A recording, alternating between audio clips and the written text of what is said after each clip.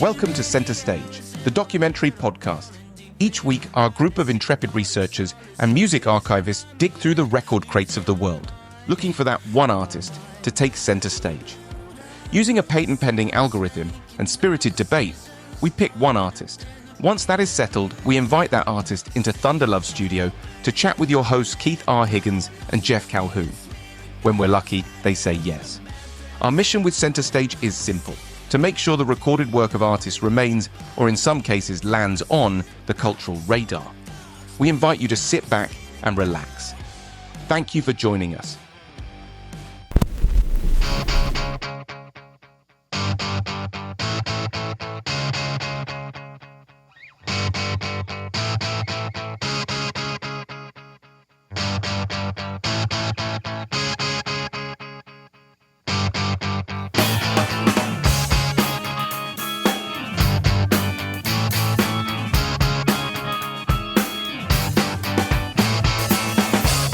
This morning with a bad hangover, and my penis was missing again. This happens all the time, it's detachable. This comes in handy a lot of the time. I can leave it home when I think it's going to get me in trouble, or I can rent it out when I don't need it. But now and then I go to a party, get drunk, and the next morning I can't, for the life of me, remember what I did with it. First I looked around my apartment and I couldn't find it. So I called up the place where the party was, they hadn't seen it either. I asked them to check the medicine cabinet, cause for some reason I leave it there sometimes, but not this time. So I told them if it pops up to let me know. I called a few people who were at the party, but they were no help either. I was starting to get desperate. I really don't like being without my penis for too long. It makes me feel like less of a man, and I really hate having to sit down every time I take a leak.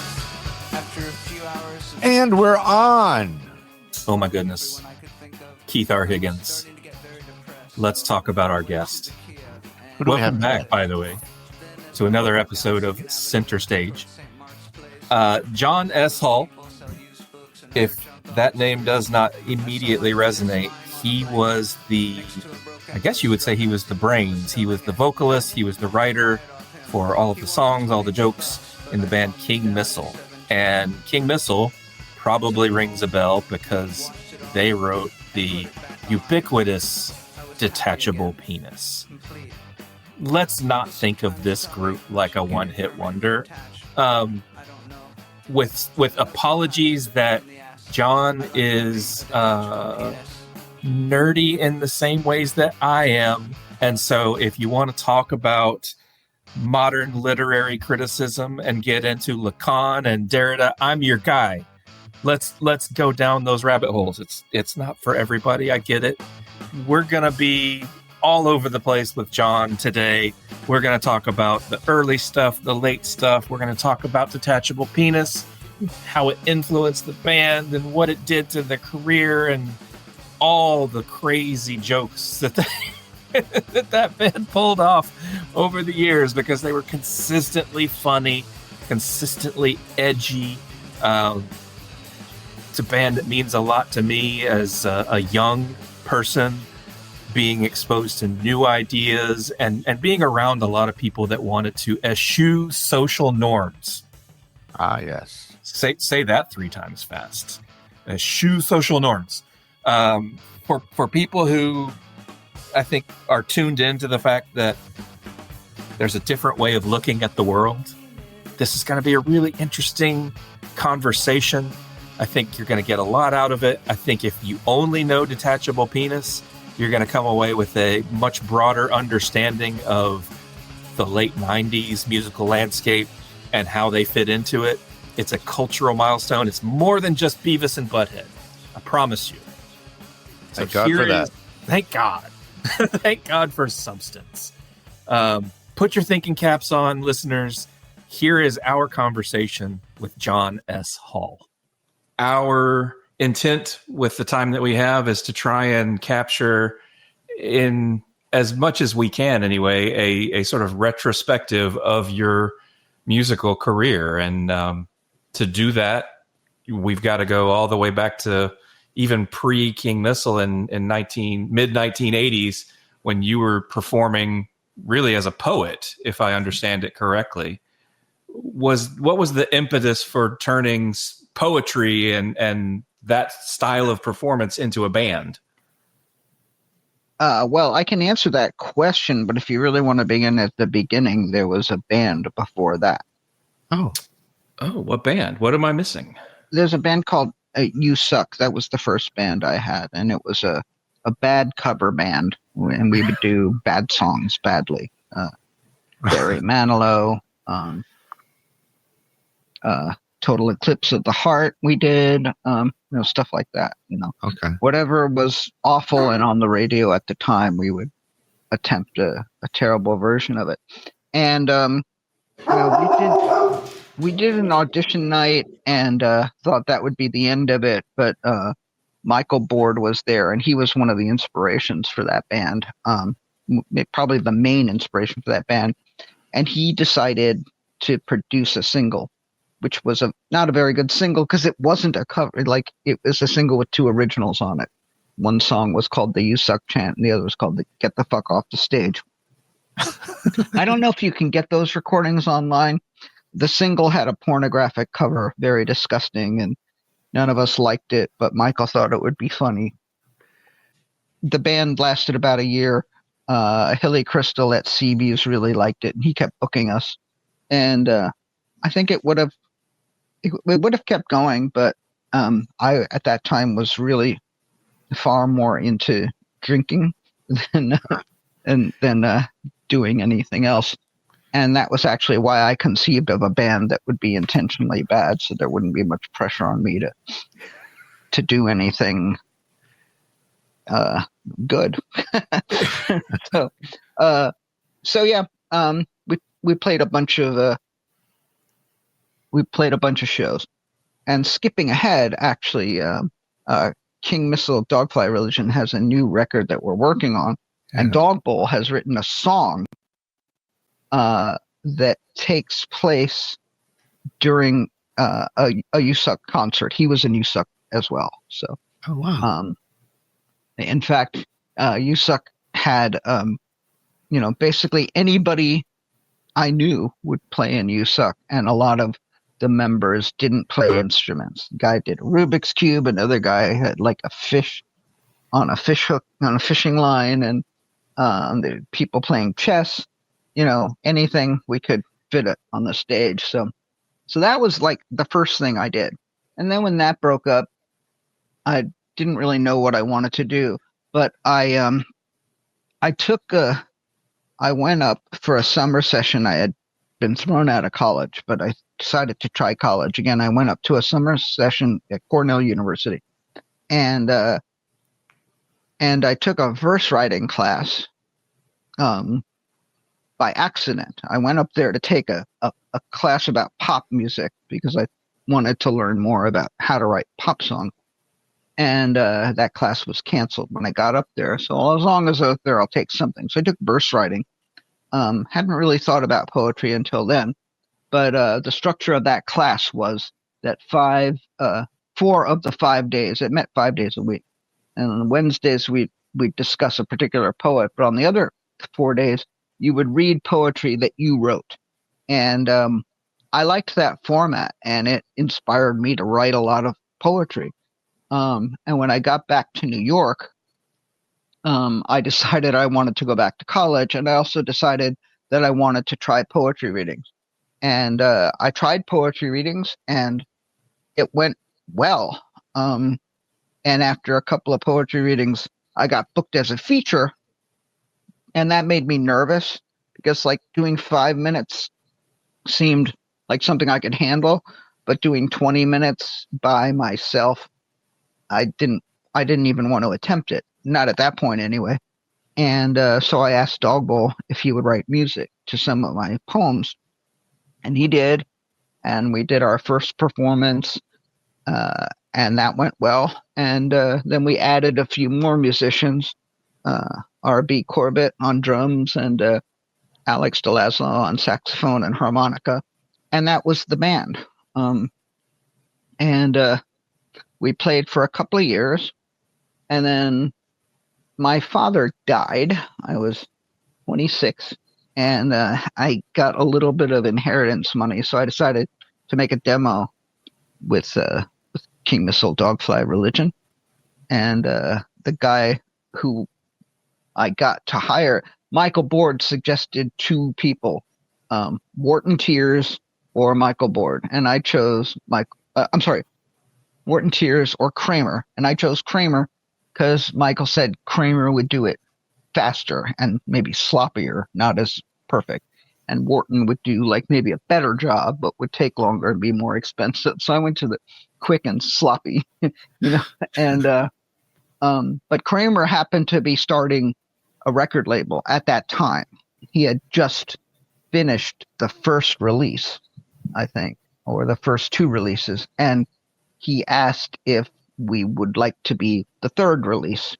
And that sounded good to me because I wasn't sure how I was going to shop around any records. Shop around that record. So we went with it, and that record got some airplay. Had its Sensitive Artist and Take Stuff from Work and Woof and Wuss and Muffy, and all of those got college radio airplay. So we did another one, and that one didn't get as much attention, but it had Mr. Johnson on it and a bunch of other songs that I liked. And then Dog Bowl left, and Dave Rick became the guitarist and became a whole different band. But now I'm up to like 1990, and I'm still recording with Kramer, but with like a more like of a rock band rather than this quirky kind of saxophone harmonica. And then the second album had like cello and polyrhythm, a couple of drummers and other things. But both of those records sounded strange and unconventional, not the kind of music that anyone was listening to at that time. Mm-hmm. And for that reason, they don't strike me as dated as some of my later records did, which were really kind of like the hard driving guitar sound and conventional guitar bass drum configuration. But a lot of music that I'm happy with, we made at that time. My Heart is a Flower, Detachable, Martin Scorsese, the Indians, which was really just drum. There are a couple of things that were just drum and vocals during that period that I thought came out well. One is It's Saturday from the King Missile self-titled album, and the Indians from The Way to Salvation. It was Scotland is on one of the records. It's just a cappella, Yep. So there was still room for experimentation. Gary and Melissa was just vocal and guitar. Jesus Was Way Cool was just vocal and piano. So even within like the configuration, we experimented with sparser arrangements or less conventional arrangements. And after we made Mystical, we got signed to Atlantic for 3 records, and that's how that's really probably why I'm here today, right? Like if that hadn't happened. I don't know. I'll press you on that point because my entry point to the band, and I'm curious to know if you can think back to those early records on Shimmy. For me, your music, your art was a rite of passage within certain communities. If you ever wanted to find a tight cluster of King Missile fans, you need look no further than a high school debate tournament or a math competition, because it seemed to be wherever the smart kids were congregating, they were passing around tapes and CDs of King Missile. Did you feel that? Did you feel that connection with a very niche audience back then? Well, I mean, most of the colleges that we played at were pretty good colleges, or we'd play, the college towns like Chapel Hill and what have you. I was asked to do a reading at Yale once, and I think we we also did a show at the Rathskeller at Columbia University, and trying to think. There are a few other like names I could drop in terms of colleges. I don't really know. Like I had no way of judging the relative intelligence of our audience, but I do know that like occasionally we'd be on the bill with other bands, and I guess some of their fans seemed like different from ours. Let's put it that way. So yeah, maybe that's right. Yeah. So for a lot of people, when they pick up a guitar and try to first learn the instrument, they're going to take inspiration from, I'm going to learn how to play a Beatles song, or I'm going to learn how to play, Wonderwall by Oasis. For my peer group, we were picking up the guitar and we were playing Muffy and inserting, our peers' girlfriend's name into the songs. We were playing Wuss and just having a blast with it. And then, as you say, when Mystical came out and Jesus Was Way Cool was really, to us, a major hit and a big success.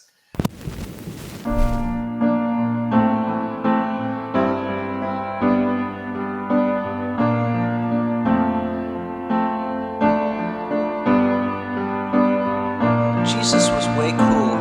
Everybody liked Jesus. Everybody wanted to hang out with him.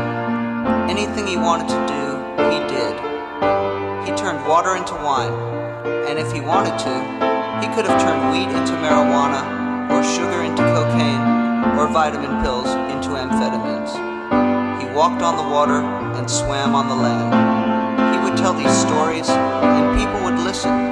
He was really cool. If you were blind or lame, you just went to Jesus, and he would put his hands on you, and you would be healed. That's so cool. He could have played guitar better than Hendrix. He could have told the future. He could have baked the most delicious cake in the world. He could have scored more goals than Wayne Gretzky. He could have danced better than... And that's also around the same time. I mean, as we're learning to play our instruments and we're playing Wuss and Muffy and these songs, we're watching you and your group evolve and get access to better gear and become better players and recruit different players. So by the time we heard Hard as a Flower, we're like, oh my God, they're ready to open for the Rolling Stones. We thought you guys had arrived. That's interesting. I never chose people on the basis of their musicianship. I asked Dog Bowl to work with me because I thought he wrote great songs himself. And part of my agenda was that if Dog Bowl was in the band, we could cover his songs. I mean, I could have covered his songs anyway, I suppose. But I just thought, like, he knew the songs and he knew how to play them. So, and so that was my agenda with him. And, the drummer was my girlfriend at the time, and Alex, I don't know where he came from. I think he was from the Dog Bowls, So that was the first band. And then Charles Curtis, who played cello on the second record, Juilliard trained, brilliant cellist. You can't really hear how great he is on that record, I think. But like Hemophiliac of Love has, I think, 3 cello tracks on it, and you can sort of get a sense of how great he is. But I think Kramer didn't do a good job of like presenting what Charles did. But I chose him because he was the only cellist I knew, and I knew him because he lived with he was renting a room at Bianca's apartment. Bianca was the person who started You Suck with me. And Charles played in You Suck too. He played cello in You Suck. So that's why I had them. And the reason I had Dave Rick was because one day I did a show and Dog Bowl was sick. He couldn't make it. And Dave Rick filled in at the last minute. And that worked out good. So then when Dog Bowl left the band, he was really the only guitarist I knew, and that's why I chose him, you know. And then he chose the rest of the musicians.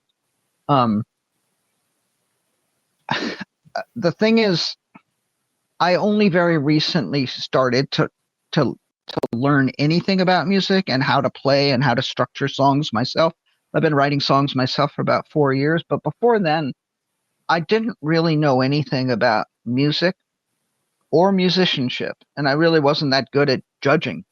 Um, and I was probably stupid enough to think that, well, if you could play, you could play anything, you know, you know, putting the idea of virtuosity, being a virtuoso aside, putting aside that, like, you know, if you could play reggae, you could play funk, you could play rock, whatever, you know. And I think what I would have wanted ideally from any musician was some kind of versatility, eclecticism, etc. Much more important to me than actual, you know, chops, as they say. But with that said, it's true that musically, Dave Rick is a better guitar player than Dogbowl. I mean, Dogbowl will be the first to admit it. Uh, with that said, though, I always enjoyed working with Dogbowl better because we had very similar sensibilities. Dogbowl wrote beautiful melodies, and Dave Rick is a great player, but I think Dogbowl is a better writer, you know, of melodies. Um, so I think both configurations had their strong and weak points. And then there was a third version of King Missile called King Missile the Third, and that was going back to more of the quirky ideals with like a guy who played homemade instruments, including this pencilina, was just an electric string instrument, and we had violin, and you know the guest musicians could have been anything. Like I think we had like some bassoon or saxophone on a few of the tracks, and yeah, you know, like those records were my least successful, but there's some good stuff on that too. A song called Failure, song called Get Down with the Funky Shit that I always liked, but nobody else liked. Um, um, I forget, but there's a lot of stuff on there. Oh, The Little Sandwich, and developed a guilt complex because he was a sole survivor of a horrible bus crash. That's a really fun one. That has a different cello player on it, James Scarpantoni, who I met, you know, when her band Tiny Light opened for. No, I think we opened for them. Yeah, and yeah, I just fell in love with her playing. First time I saw her perform on stage, and we worked on that on a couple of records together.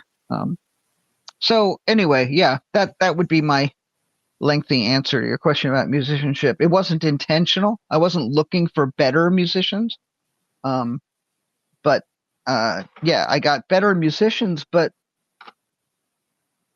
songwriting, you know, like there are some brilliant moments songwriting wise on those records. I think again, like most of the ones that you're familiar with are among my favorites too. Gary Melissa, Jesus, Detachable.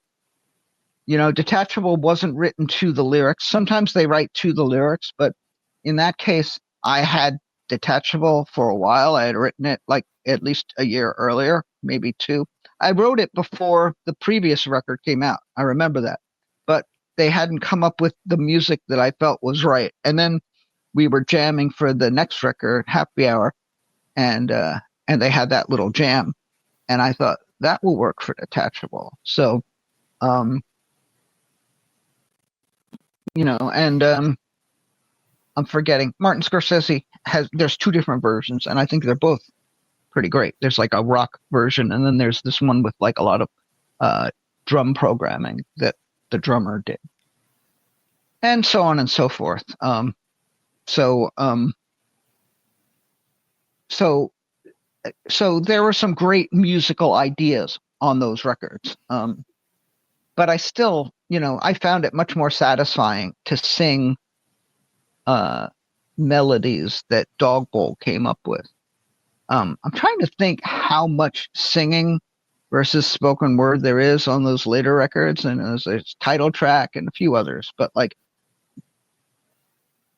a lot of the time I'm talking because I can't really hear a fun melody to sing. But if you think about They and the stuff Dogbowl wrote there, I'm singing on a lot of it, a lot of things that were originally written as spoken word pieces, like Now and I'm Open and the Blood Song and so on.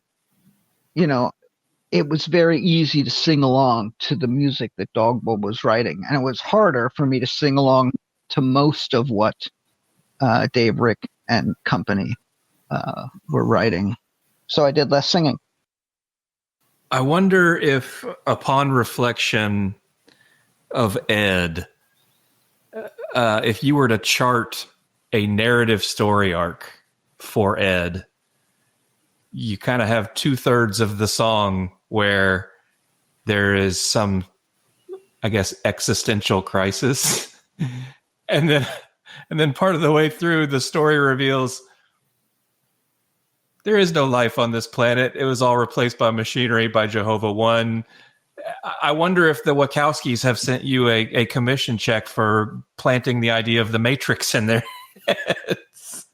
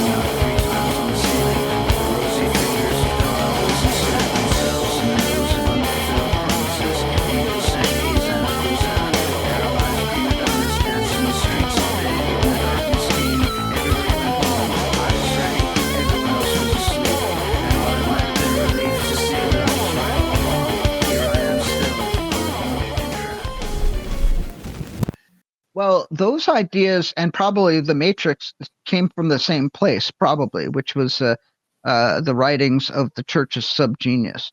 I wrote Ed in the van after having spent the night at Sterno's house. Sterno was one of the people in Subgenius. He wasn't a pope. You know, like you had to pay money to elevate to the next level to the Church of Subgenius. And he was whatever, it was like maybe a bishop or something in the Church of Subgenius. And so we had played Baton Rouge, I think is where we played, and that's where he was. And, you know, we often liked to crash at people's houses after the show. We save money and we'd have like a good time usually, you know. And so this guy invited us to his place. And he was a Subgenius guy, and he had all these books. And I spent several hours like reading like the material. So that part of the story was lifted, you know, from Church of the Subgenius. I was unfamiliar, so thank you for that. Yeah, I feel like I'm getting a lesson. My jaw is just like, huh? I'm learning an awful lot. The Church of the Subgenius most certainly has a Wikipedia page, and it's interesting to read it. I've always wondered about the relationship between the Church of the Subgenius and the Principia Discordia, which was written by Robert Anton Wilson under a pseudonym. But there seems to be some overlap there as well. But yeah, I didn't have enough energy. This was like when I was doing all that kind of stuff. This was before the internet where you could just Google something. Yeah. But, you know, perhaps if one were to Google Robert Anton Wilson or Hakeem Bey, that was another one of his names, and Church of the Subgenius, you might get a hit. I wouldn't be surprised. Hail But, Eris. Religion, dogfly religion. The church comes up in your work often. I'm curious to know about your upbringing. What was your religious experience as a young person? It obviously, exploring the ideas of religion has been something that you've done your whole career. Well, I'm glad you mentioned that, because a lot of people don't. I think, my interest in religion, which started probably at 9 or 10, I never really resented religion. Like, I had bad experiences with religion in kindergarten, because I went to a Catholic school for 4 years. So kindergarten through third grade. And that was a bad experience. But fortunately, on Sundays, I was going to Presbyterian Sunday school. And so what I learned early on was that the stories could be similar, but presented differently. And that one could be operating from the same texts and have very different approaches to, like, how to live one's life or how to behave or whatever. So even though they're both Christians, the Catholic parochial school and the Presbyterian Sunday school, I could see the difference. And that communicated to me at a pretty early age, probably 12 or 13, that there was no one right answer. So I never took religion to be telling me I had to believe in a certain way. Rather, I took it to be a road on which to explore, one of many roads, and that one could look at multiple roads at the same time. That's one. But two is like the mystical traditions of various religions. I think the first person who I considered to be a mystic, this is only occurring to me now, was Jesus. There's mystical dimensions to the way he talked and the way he told stories, and maybe to the way he behaved. I don't think he was as much of a mystic as some of the other mystics I later came to learn about. But like, the idea behind Jesus is way cool. Why is he cool? In part, at least, because he's a mystic, and I think mysticism is cool. So the mystical traditions of the various faiths was very interesting to me. And I read, stuff by the Sufis, and I read Christian mystics, like Saint Teresa, Saint John of the Cross. And then, and The Cloud of Unknowing was a book that had a lot of influence on me as well. Great Christian mystical text. And Kabbalah later, and Jewish mysticism, and Hinduism. When I was 14, a Hare Krishna handed me an album that he said was produced by George Harrison, and I didn't believe him, but I bought the record. Turns out it was produced by George Harrison, and I learned, and it had that record had. It had the Sanskrit, and then it had phonetic Sanskrit, and then it had translations, right? So I used to play that record over and over again because singing those songs, and like the songs would end in these chants. Like one of the chants, the two of the chants are on the song title track, right? One is Govindam Adipurusham Tamaham Bhajami, which means I worship Govinda, the primeval Lord. But on this record, they say it like 50 times, and it gets faster, and it gets, and I used to sing along to this record. A title track is like the lyrics to title track actually are, so I misspoke. The lyrics to title track are just one song from that album that was produced by George Harrison. So Venum Kanvantam Aravinda Dalaya Taksam Barhava Tamsam Asita. I learned that when I was 14, and I decided we'll just put music to that, and then we'll say this is it. This is mystical shit. We made another song on that record called Open, and that had that same chant, Govinda Mari Purushan Tamahashi. And it also had the chant from that same album,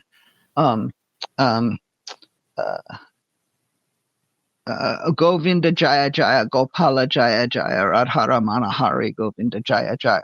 That was the entire song on the album, was that repeated over and over and over again, in this kind of, mystical sounding Indian voice. Govinda Jaya Jaya, Gopala Jaya Jaya, Radhara Manahari, Govinda Jaya Jaya. Now, these songs, you can also Google them and look them up, if one is so inclined. But, later I came to learn, that, George Harrison, who was my favorite Beatle, still is, did similar kinds of, spiritual searches, and one of the things he said that I took to heart kind of, and then didn't, was he said that drugs showed the Beatles, what was possible, in terms of mystical states. But then they came to a point, or at least George claimed he came to a point where he didn't need the drugs anymore. And so he got involved with the Maharishi, the transcendental meditation guy, and he got involved with the Krishnas, and he ended up producing one of their records. And he learned the sitar, and got into that kind of like, I associate the sitar and the tambura and those instruments with like a kind of mystical, psychedelic feeling, Sure. So I was really attracted to that music as well. So as a young child, I was interested in Jesus and Christianity, but I was also interested in what other people believed, why they believed it. And I read a bunch of their literature. I listened to some of their music. And, I didn't mention Buddhism, but like later on in my life, I did Buddhist meditation for many, many years. And for the last 5 years, 4 years and change, I've been doing transcendental meditation, the Maharishi. So, this interest in religion has never really left me. And I do think, I'm fond of saying, and I've probably said it in other interviews before, that like religion addresses questions that no other discipline can approach, because the religious approach to life is a different, it's a different approach than the secular approach or the scientific approach or the philosophical approach. Religion is about surrendering to something that you don't understand. It's really like synonymous with just taking a leap of faith, and trusting, and it's counterintuitive, and it has been, at least since Darwin, to place one's faith in something that we don't feel like we can know. Actually, I should say since Francis Bacon, really, scientific method. It's counterintuitive these days for us to place our faith in things that we can't explain or quantify or test, but that's what religion asks us to do. And in exchange for doing that, I have found that you can get great rewards, but I do emphasize that one should, work out their own path. No, that's not what I mean. One should look around and see what resonates. And if a particular path resonates, then by all means go with it. I'm pretty happy with transcendental meditation right now, but it doesn't ask very much of me in terms of like a philosophy. So I do feel like right now there's arguably something missing. But maybe not, I have tons of books that I can read, and I have people I can talk to about Buddhism or this or that or the other thing if I want some questions asked, or if I want a new discipline. So, yeah. That's my answer. That's my long answer to the religion question. I also practice TM, and one of the things I like about it is that it doesn't ask a lot of you. Well, when I first started doing TM, I thought this can't possibly be it. Like it just doesn't seem like enough, because I had done like maybe 15 years of Buddhist meditation where you did other things, like there's the metta bhavana practice in Buddhism where you generate loving kindness to all sentient beings, and that seems to me to be like a really beautiful thing to try to do. And that's a 20-minute meditation, but it's guided, towards various people in your life and then outward to like the whole world, right? And then in that same, another kind of Buddhist meditation is mindfulness meditation, which is much more focused on the idea of trying to let go of thoughts. Whereas in TM, it's not as disciplined. If a thought comes, you let it go. Yeah. But with the mindfulness, I don't know, for whatever reason, it seems to me like it was a more intense practice, and I felt like I had to work harder at like, letting go of thoughts. And consequently, I found it more satisfying at the beginning, at least. I thought, oh, this TM isn't as satisfying. But one thing I'll say for TM is that I do it every day. And I never had a practice before that I did every day, and I do it every day because it's easy, Yeah. It's easy enough to do every day. So the self, and I don't want to dwell too much on happy hour because I'm sure that you've talked about Detachable until you're blue in the face. I feel like the self-titled record that followed it really sees you at your peak in terms of exploring. I've read it described as absurdist. I think you're exploring a lot of sort of the linguistic side of our experience, with going so far as to say Jacques Lacan, signifier, signified. I think you play with that idea a lot, and then exploring some of the things that have been themes your whole career, violence being one of them. I think you get both that signifier, signified wordplay and violence on the commercial, which is so unique and different. Can you tell me a little bit about that interest in exploring the extreme violence that we hear in the commercial?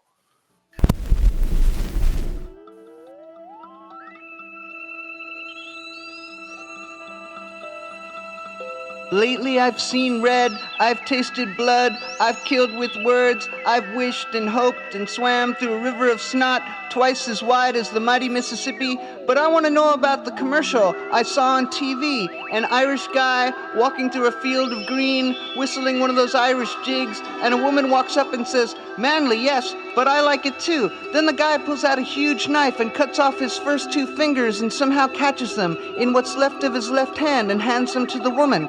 Did I mention they're both dressed in green? Then they both sing this song together. Aria icky, aria sticky, aria hot as anything. Hey, cut off two of your fingers and stab yourself in the eye. Then he stabs himself in the eye and hands her the knife and she stabs herself in the eye, okay? Okay, so what about that? Then they join arms and do this Irish folk dance while taking turns dismembering each other. This was a commercial for deodorant, I think, or soap or something. So now all the... I just recently started rewatching the early Saturday Night Live, like the first few seasons, which, I embraced as a child, not as a child, as a teenager, right? Those came out and I watched them live, when they came out. And there's a sketch where Dan Aykroyd is playing Julia Child and he accidentally cuts his finger off and there's blood everywhere. And then there's Michael O'Donoghue doing those impressions of people with the steel poles being rammed into their eyes. He did that like 5 times at least, you know. The last one being the Mormon Tabernacle Choir, where he got a whole bunch of people to pretend like their eyes were being like, you know, stabbed. That people are being stabbed in the eyes with these steel rods. I forgot what he said they were, but so that kind of humor, that particular kind of humor, I think comes directly from Saturday Night Live. There was a little bit of it in Monty Python too, but Sure. But really, I think that Saturday Night Live, you know, like if you think about, you know, in what's the one, the Holy Grail, you know, and the guy gets his arm cut off, the other arm, the leg, like, you know, like, so I don't feel like I was doing anything particularly new there, but that piece was directly inspired by the Irish Spring commercial, and you know, he takes a big knife and he cuts a piece of the soap, you know, and I guess I was thinking about it one day and I thought, well, what if he cuts off, you know, a finger, you know, instead, you know, and it just went from there. So, I mean, that's the simple answer to why that one exists. I don't think I was thinking of anything else, you know, and then I didn't know how to end it, right? So it's like the end of it just goes into this like this kind of sales pitch and then stop being such a selfish piece of snot or something like that. But like, I don't know why. I just like it turns the same way I'm Sorry turns on the whichever album that's on, you know, where it starts with I never did this, I never did that, and then it just turns into I'm sorry and reasons that I'm sorry, you know. So like I start doing one kind of list and then I switch to another kind of list. That those are called, like, I guess they're called list poems. He Needed is another example of that kind of poem, but it doesn't change. It just goes right through. Yeah. I still write poems like that. It's fun because like you can alternate between saying something serious and something really absurd or nonsensical. But yeah, I mean, you know, extreme violence can be funny. I mean, some of the violence in Tarantino films is meant to be funny, not, you know, and Goodfellas, you know, like, these were brilliant filmmakers, brilliant films. You've already hinted at this, but I do want to explore it a little bit because I've seen a live performance of King Missile where you perform Socks, and it really is just you. There's no musical accompaniment, no drums. It's just poetry delivery, and then you hear it on the album, and there's much more to it. So I'm curious about that chicken and egg relationship. Does the poetry come first? Does the music come first? It sounds like probably a mix. I very rarely have written lyrics to music. I mean, it happened. I think Metanoia on Happy Hour was the music came first. But usually either they write music to my lyrics or I choose music they've written to put my lyrics into. But I almost always have the lyrics first. Socks was the way you saw it. That's how I used to perform it. And I like Socks on the King Missile album, but I feel as though it doesn't really get across what I do in the live performance. It doesn't work the same way, you know, because what's great about it on stage is the dynamics. You know, I'm screaming as loud as I possibly can. In fact, I'm screaming with like as much strength as I can muster. And then when I get to the quiet part, or it's not quiet, it's more like conversational part, it's hard for me to recover, you know, because like I catch my breath and whatever. But on an album, if I had done it that way, or I mean, I did kind of do it that way, but the music kind of like interferes with it, in my opinion. I just didn't think that worked musically as well as I wanted it to. And I think that was partly because I didn't assert myself about how I thought it should be, but I would have done it kind of like orchestral, like maybe psycho, theme, Bernard Herrmann type strings during like the shouting parts, and then more melodic chamber ensemble kind of music for the softer parts, towards the end. But one thing I will say is that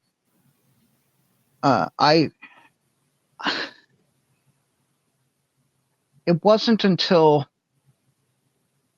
the band got dropped from Atlantic and I stopped working with those guys that I began to even start to express opinions about how I thought the music should be or what the production should be like. First, I didn't have the grammar, and second, I didn't have the confidence in my opinions, But in terms of sound and music, I can't take credit for any of the success, and I don't really take the blame for any of the failures that King Missile, that any of the King Missiles have had musically or production wise, So like, if I don't like the way they sounds, I blame Kramer, Even if I had the confidence, he wouldn't have listened to me anyway. He didn't listen to anybody. And then like,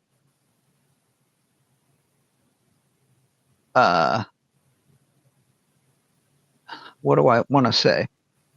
But similarly, for example, Detachable, right? We had a mix of Detachable, where Roger Murdoch, the drummer, he originally programmed drums for it. And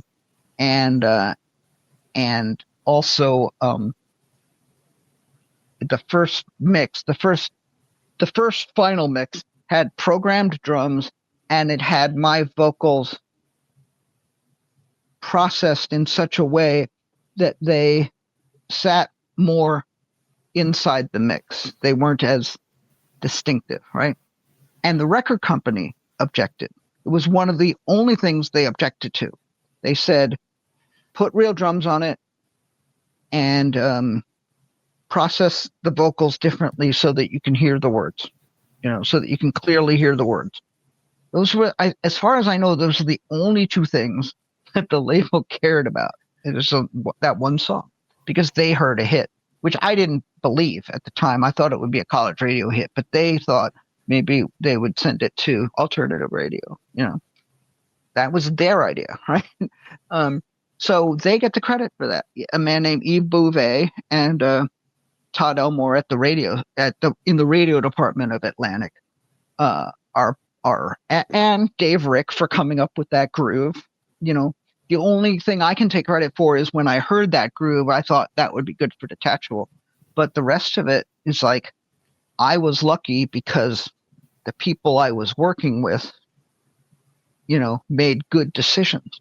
But other times, bad decisions were made. And again, it was, like me not asserting. So sometimes me not asserting myself was a good thing, and everything worked out great, and other times I wish I had said something, or I wish I had something to say. It's more like it, because I really didn't get to, I still don't know hardly anything about production, but Dog Bowl is a brilliant producer, and the new record that we're making sounds great, again, because of him.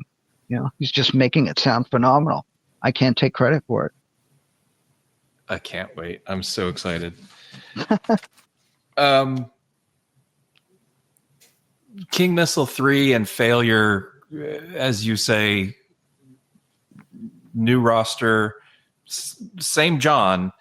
You make a case for sort of the subjectivity of how we assign value and roles with gender.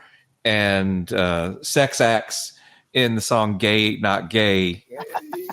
Trans folks being quite the target right now for our current administration. I'm wondering what a 2025 version of the song "Gay Not Gay" might look like. Well, I think it'd be trickier now. I mean, at the time I was doing it, I didn't have any qualms about it because it seemed clear to me what it was. I mean, that song is about how fucked up straight people are about homosexuality, Yes. how homophobic, particularly men, can be, Yes. and how important it is to straight men that what they do can't get a gay label on it. So they'll make up, loopholes, Yes. and they'll come up with these strict definitions, and they'll draw these lines that they won't cross, and that keeps them on the straight side. And that to me was just a very funny idea. I saw an episode of the Jerry Springer Show, and the topic was transvestites and the men who love them.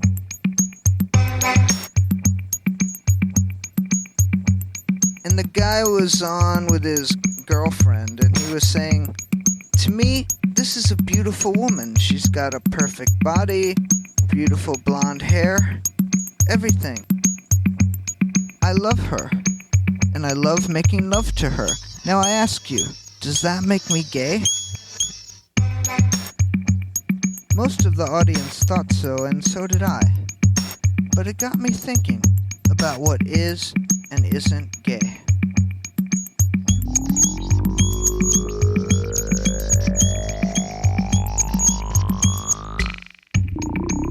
Discussing sex with a guy is gay.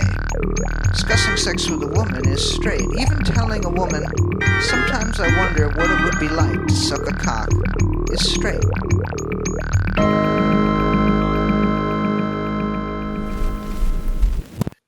And then there's also the whole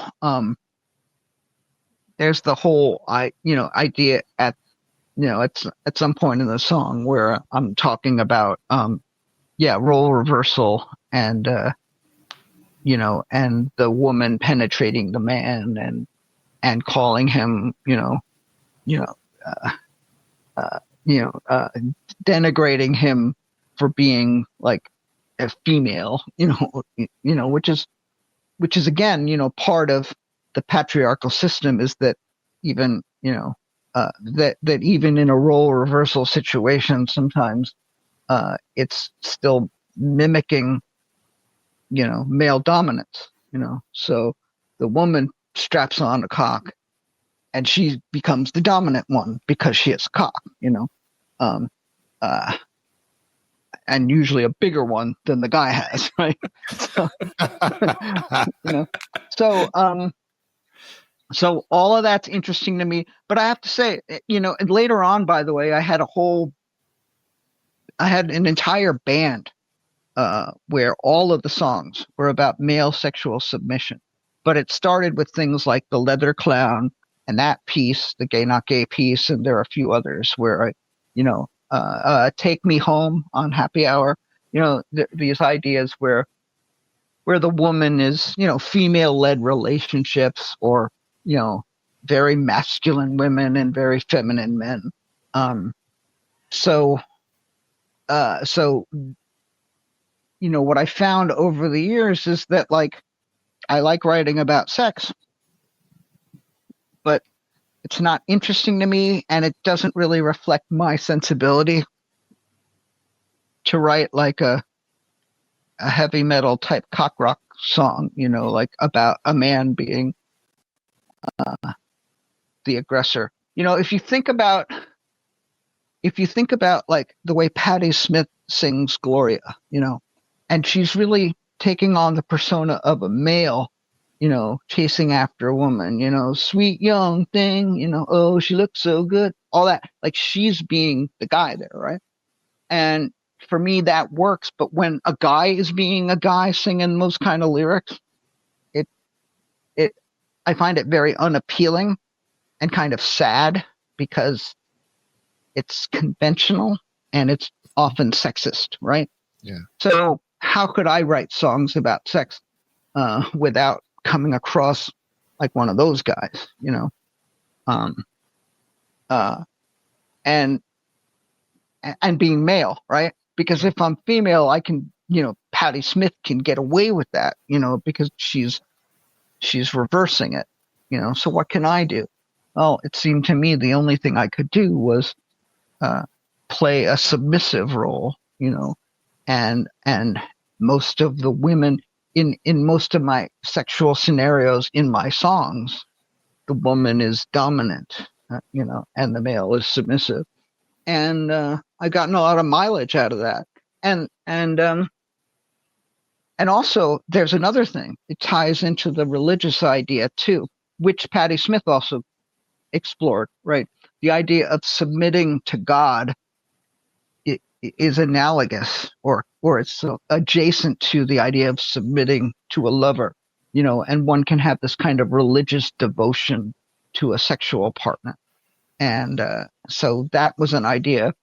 Can't think of an example in my work, but I often, when I'm singing the songs, I'm thinking of it in a more, you know, like it's an almost religious devotion, or it is a religious devotion to the woman I'm singing to.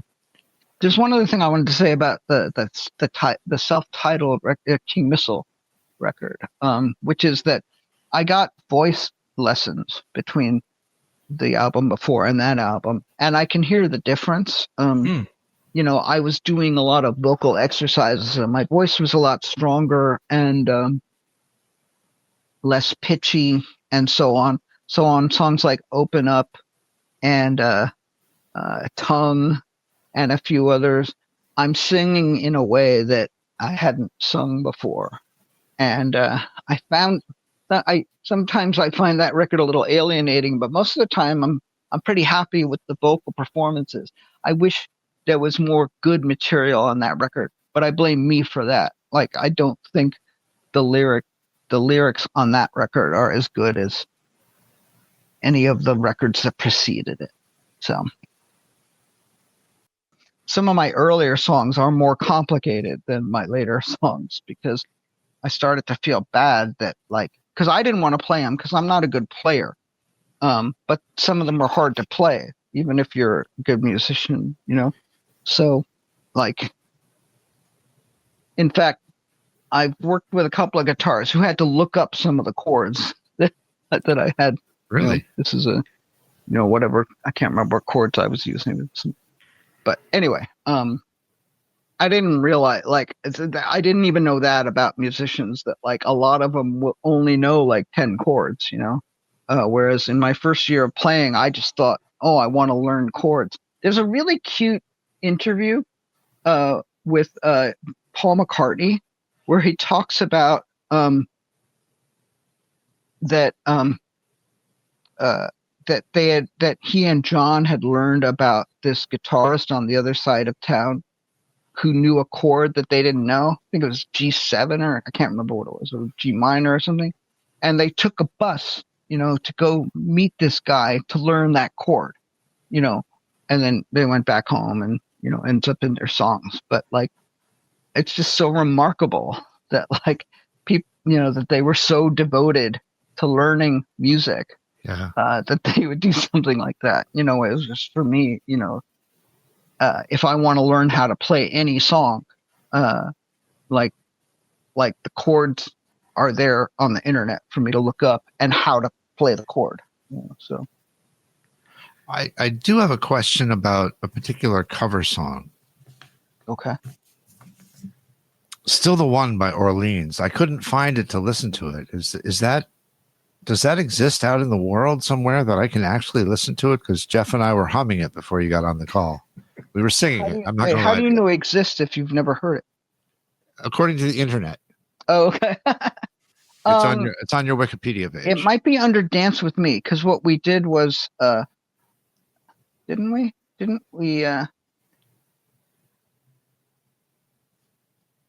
No, what did we do? We mashed up two songs. Still the One,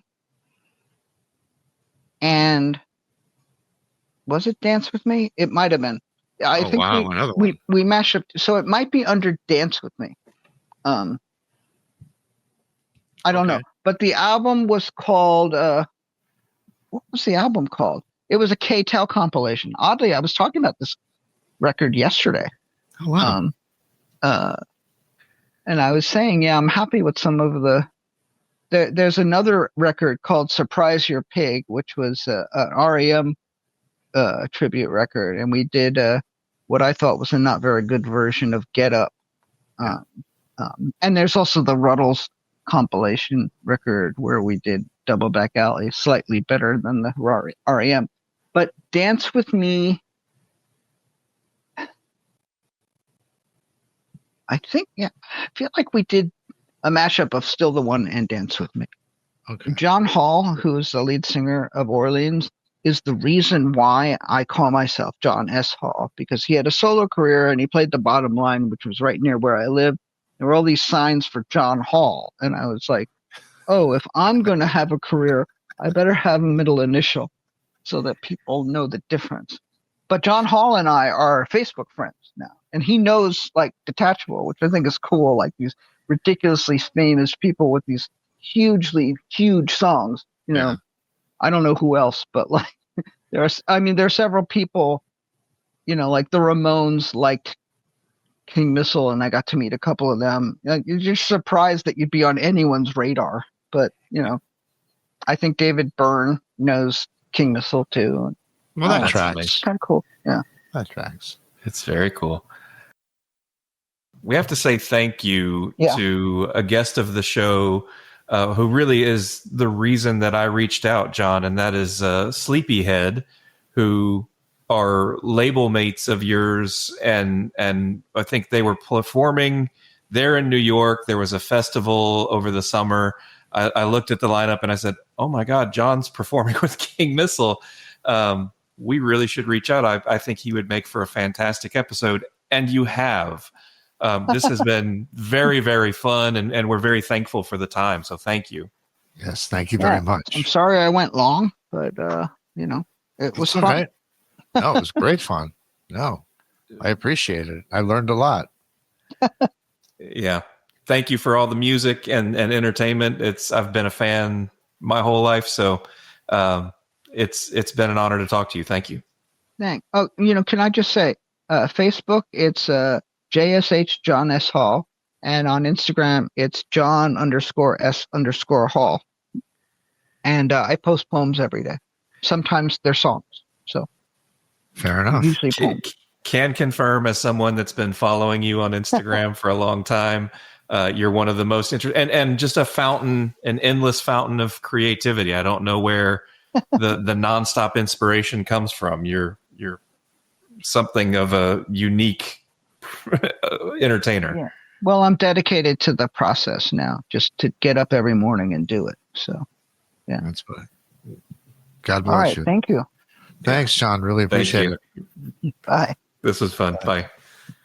Many thanks to John for his time and sharing his stories. This episode of Centre Stage was written and produced by Keith R. Higgins and Jeff Calhoun. The show was recorded at Thunderlove Studio, where it was engineered by Daphne Morris, with help from Penetration, edited by Vic Titball, with help from Clem Fandango. Our theme song is Cynical by Jaguar on Mars. You can stream Jaguar on Mars wherever you stream your favorite music. The songs you heard during this podcast were Detachable Penis, Jesus Was Way Cool, Ed, and The Commercial. Lastly, you heard Gay Not Gay. You can stream King Missile wherever you stream your favorite music. Please remember to support independent music. original music by Mike Pellegrino.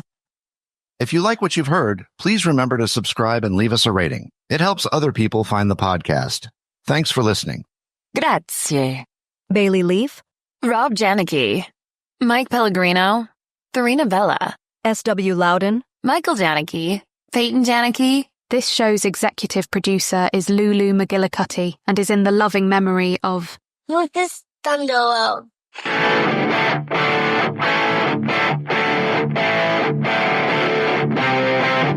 And now, until we meet again next time, I remain as always obediently yours. Abandoned Albums is a production of Paw Print Media.